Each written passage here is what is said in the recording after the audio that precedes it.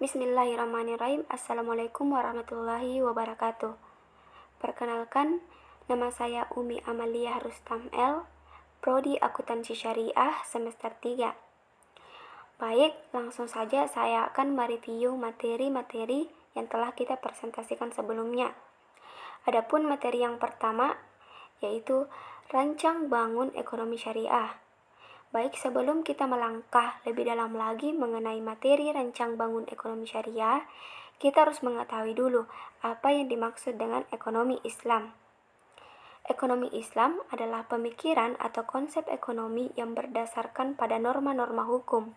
Dalam pemikiran atau konsep ini, ekonomi Islam adalah ekonomi syariah yang tergolong ke dalam kategori ekonomi hukum. Kedua, ekonomi Islam adalah pemikiran dan konsep ekonomi yang didasarkan pada nilai-nilai yang ditafsirkan dari ajaran Islam. Nilai-nilai itu tercermin dalam istilah-istilah yang terdapat dalam Al-Quran dan hadis yang ditafsirkan dengan teori ekonomi. Selanjutnya yaitu rancang bangun sistem ekonomi. Sistem ekonomi Islam memiliki beberapa elemen kunci dalam bangunan sistem ekonomi Islam. Adapun rancang bangun sistem ekonomi itu ada 5. Yang pertama, kepemilikan dalam Islam. Kemudian yang kedua, maslahah sebagai intensifnya ekonomi. Yang ketiga, musyawarah sebagai prinsip pengembangan keputusan. Yang keempat, pasar yang adil sebagai model koordinasi. Yang kelima, pelaku ekonomi dalam Islam. Baik, kita lanjut ke materi selanjutnya yaitu konsep dasar ekonomi. Pengertian ekonomi mikro adalah ilmu ekonomi yang khusus mempelajari perilaku konsumen dan perusahaan serta penentuan harga-harga pasar dan kuantitas faktor input, barang, dan jasa yang diperjualbelikan.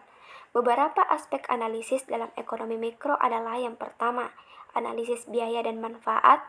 Yang kedua, teori permintaan dan penawaran. Yang ketiga, elastisitas.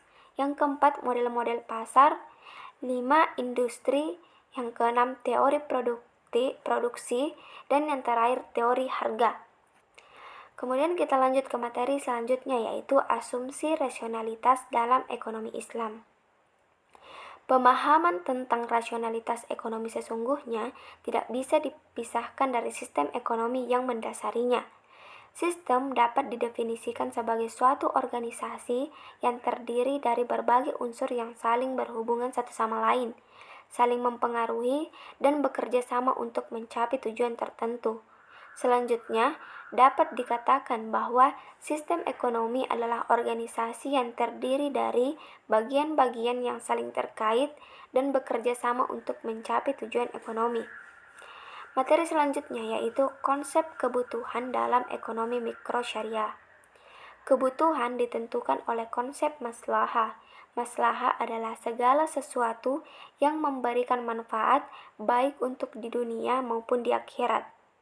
Menurut Syatibi, kebutuhan dibedakan menjadi 3, yaitu kebutuhan pokok atau primer, kebutuhan pelengkap atau sekunder, dan kebutuhan perbaikan atau tersier.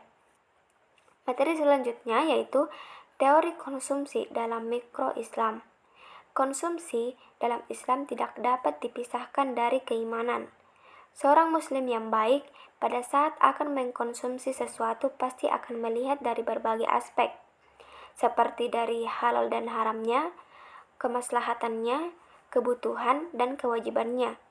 Sedangkan seorang muslim yang tingkat keimanannya pada tingkat yang kurang baik tidak akan memperhatikan aspek tersebut, tetapi dipengaruhi oleh ego, keinginan, dan rasionalisme serta utility atau kepuasan.